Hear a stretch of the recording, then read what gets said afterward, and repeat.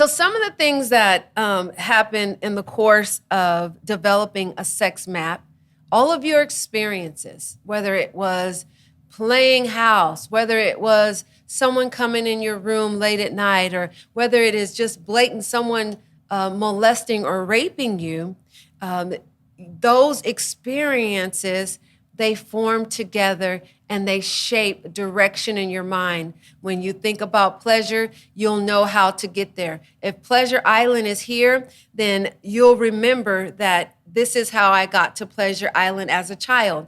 I had unauthorized sex, or I was with someone and we were doing things that we shouldn't have done, but it led us to Pleasure Island. And so even if it is, like, again, inappropriate activity, most people are driven in trying to get to Pleasure Island. How do you get to Pleasure Island? How does your partner get to Pleasure Island? And what direction do they take? The direction they take is predicated on all the experiences they had from childhood, teenage, and even to adult.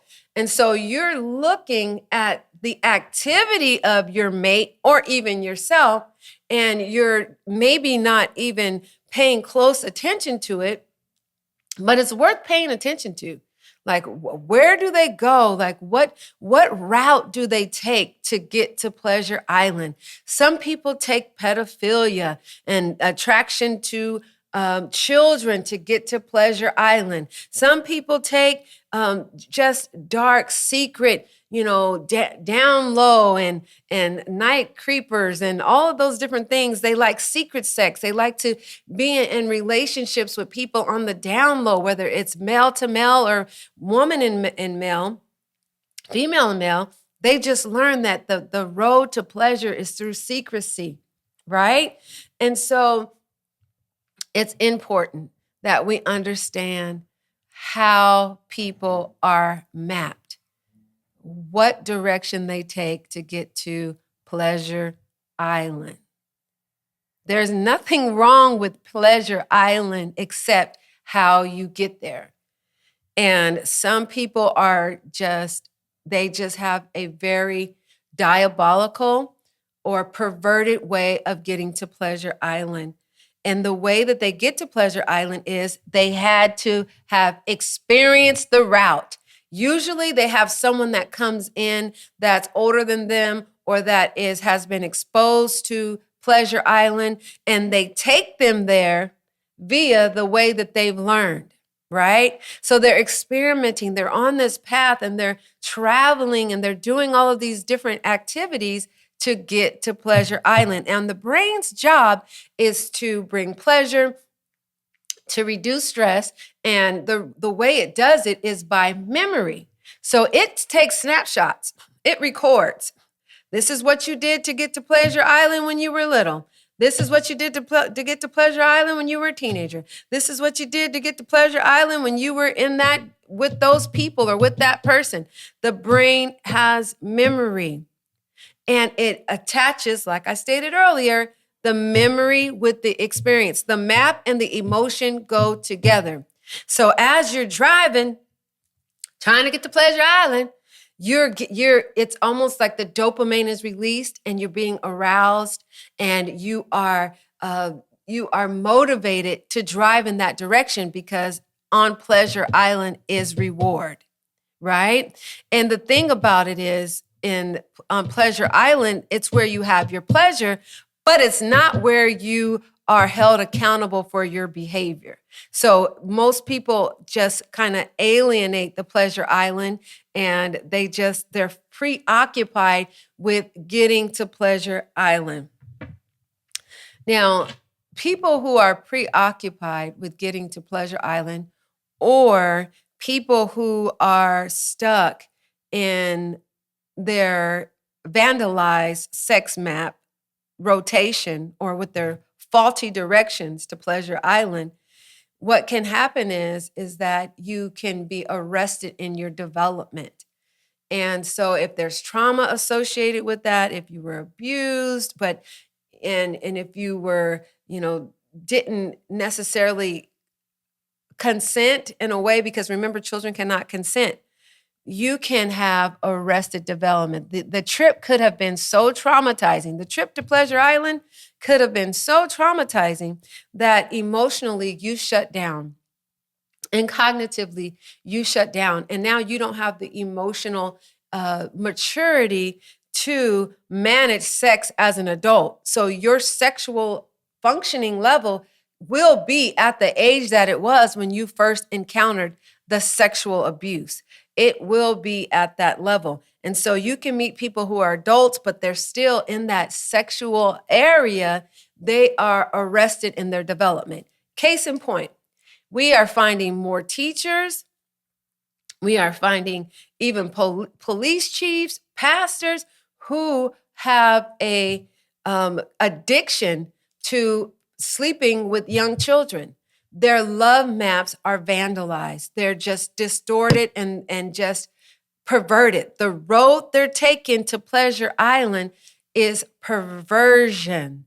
And so they continue to have that road to Pleasure Island. And even if they're married and they learn a new route through marriage, it doesn't disrupt the map that they have of going there with sex with children or sex as a child. And so in their immaturity, they never destroy this map or reroute or destroy this pathway and just align themselves with another pathway.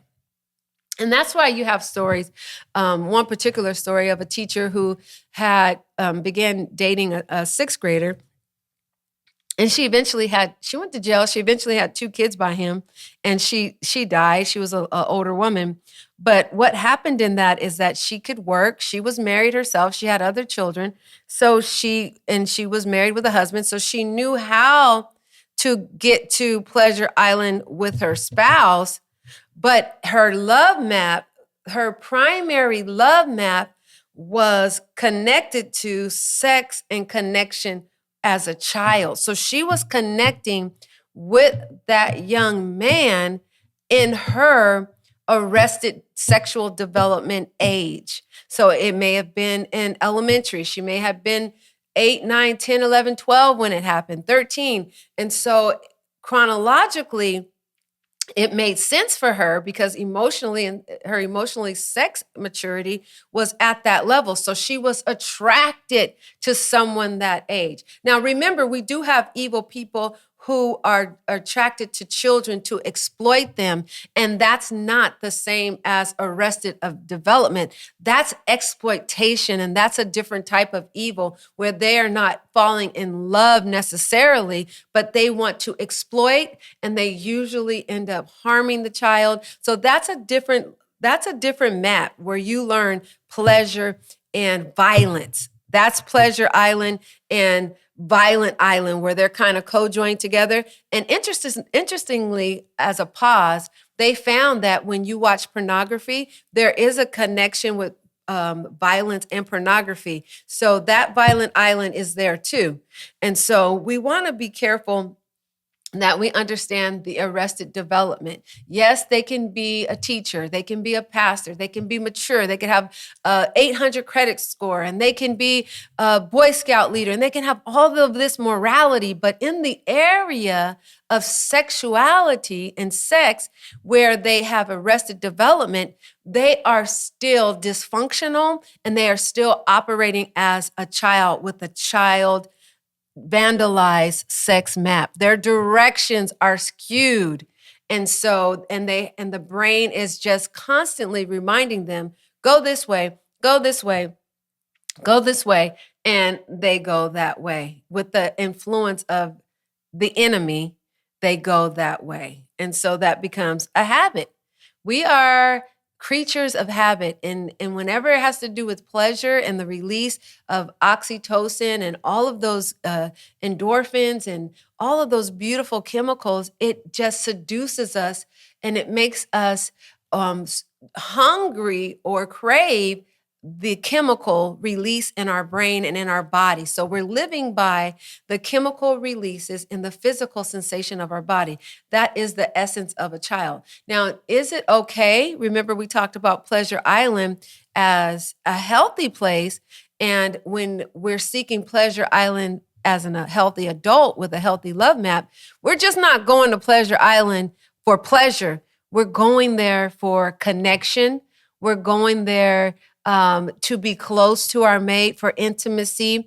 And the result is that we get pleasure. So it kind of reframes Pleasure Island as a result of Intimacy Island. So when you're an adult with a healthy love map, you reframe it to Intimate Island that affords pleasure.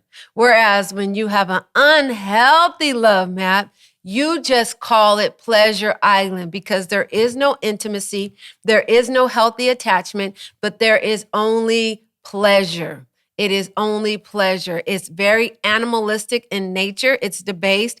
It's just cause and effect, just pleasure, just action and pleasure, and it has nothing to do with morality. So that I hope that's kind of giving you an idea of what happens when there's arrested development and you become just addicted to the route of getting to Pleasure Island as a child. And children shouldn't drive. And directions, oh my goodness, they shouldn't be responsible for directions.